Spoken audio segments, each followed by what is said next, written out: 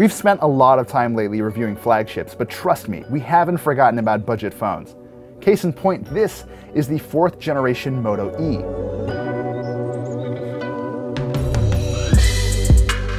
If you haven't been keeping track, the E line always felt like an answer to a very specific question.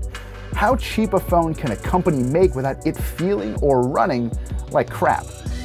Motorola has always managed to balance price and performance pretty well, and with the Moto E4, Lenovo seems to have done the same. First off, we're looking at a pretty big jump in design. The E4 is still made entirely out of lightweight plastic, but has been updated with the same aesthetic we saw in this year's Moto Gs.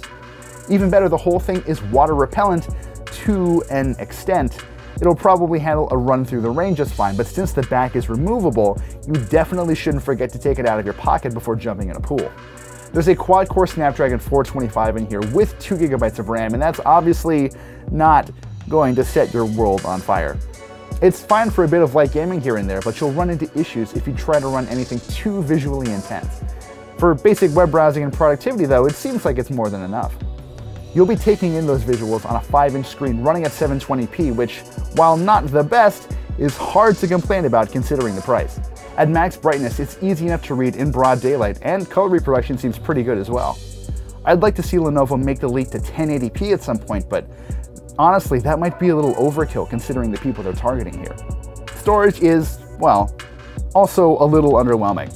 It technically comes with 16 GB of storage, but once you factor in the space Android 7.1.1 takes up, there's only about 9 GB of space you can actually use.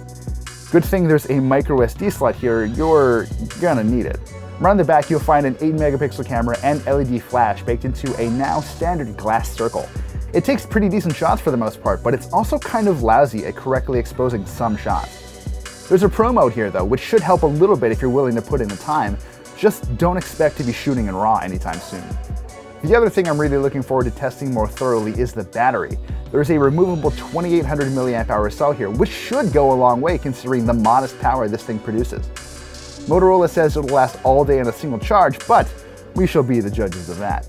Thankfully, even modest motos like this one run very clean versions of Android. It's very, very close to stock, but with some of those handy Motorola experiences built in. You can set the screen to display notifications while the screen is off and ditch those on-screen buttons in favor of one-button navigation with the built-in fingerprint sensor.